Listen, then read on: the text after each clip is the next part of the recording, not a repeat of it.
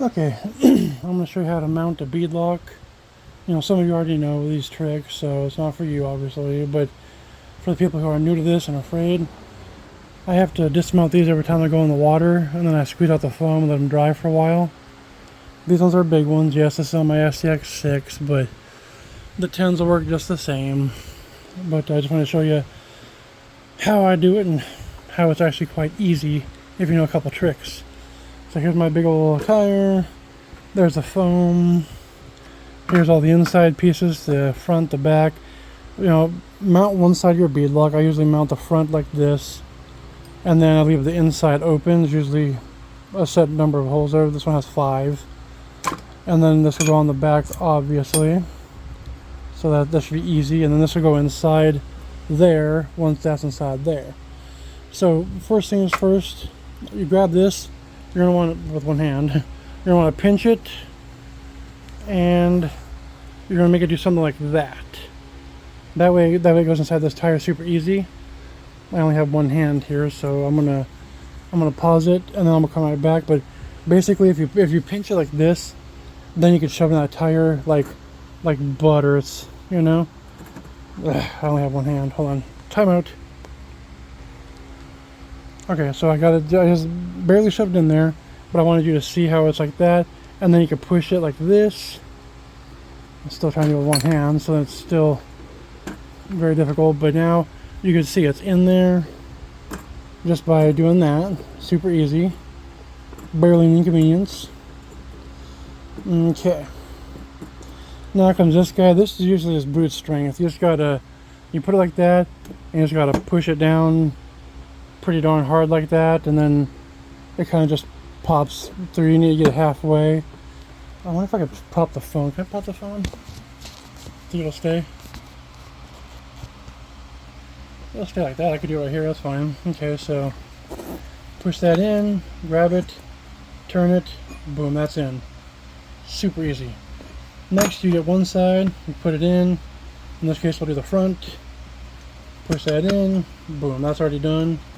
Now the back side, just line up the holes the best you can here.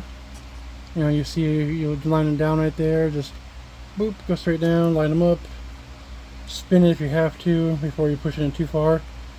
Okay, now here's the part where everyone struggles, where it's like it just doesn't, it won't meet. You can see that giant gap there. It's too darn far for the screws to go in. But that's okay. All you need to do, especially if you've been RCing for a little while. So this is the screw that it comes with. Little short guy, maybe 1/2 inch. But this right here is a random screw just I found lying around. But look how much longer that is. Yeah, that's almost double the distance. So if you put the longer screw in any random hole, just pick a hole, boop, look at that. It already reached. It's already, oh, there it is. It's already reached like that, boom. So now you tighten that down. Where'd my screwdriver go? That's unprepared. I have like 6 screwdrivers here. Okay, so it's this one here. Okay, boom. So like I'm tightening that down. Now obviously it's so long, it's not going to tighten it much, but one, it gets you lined up, and 2, it does bring it down a bit. It does tilt it in that side. It probably won't be noticeable on there. Okay, so that's maxed out. You don't need to force it. It only goes so far because it's longer, but you can see it's bigger gap here than there. It's already smaller. Then I found another screw, this black one here, which is still a bit longer, maybe about by 3 threads because of the gap right there. So that's still just a tad longer. And I put that on the exact opposite side. So we just did that one there. So there's only 5 here, so I'm going to pick this one like right here. Boop. Now I'm going to put that one in. Let me get up here so I can line it up. Boom. Okay. This is all in real time. That one's lined up. Now when I crank that one down all the way, look how small that gap is already. That's a tiny gap. Now I can get the screws that it actually comes with. Now, yeah, it's a pain in the booty because you got to take these 2 out, the 2 longer ones, but still, it beats fighting for 5 hours trying to get it. So now look, right there's a regular screw. Look at that, the tiniest ease, it's already lined up. Look at that, it's in. That's not coming out. So now you can crank on that one. Don't over tighten that one yet, because the other ones you don't want them to get crooked. But that one's in.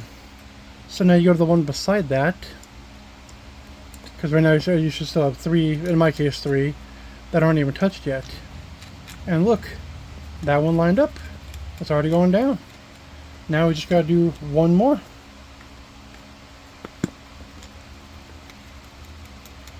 Okay, let me find one more screw here. There we go. Okay, now that last one you can see, look how far up that head is right there. Once again, just the tiniest ease with like 2 little fingers. Look at that, boop. I don't need to force nothing. It's in my hand right there. You can see I'm just holding it up. Like no worries. Look how easy that is. Now I could alternate between the 3 that are done, and I'll just give that one a couple cranky poos.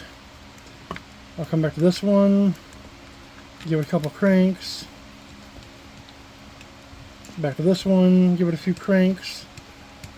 Now at this point I could remove, I mean the gap's basically closed. You can see like right there's basically no gap at all. Look at that tiny gap.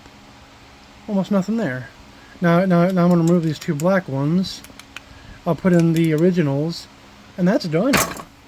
That's all it is right there. Like it's a lot easier trick if you do that, because like I said, every time they go in the water, they still fill up with water. And I don't know what's about river water, but that shit lasts for months in RC tires. I've had some of these RCs that have water in them for like literally 6 months. It like never disappears. It just stays moist.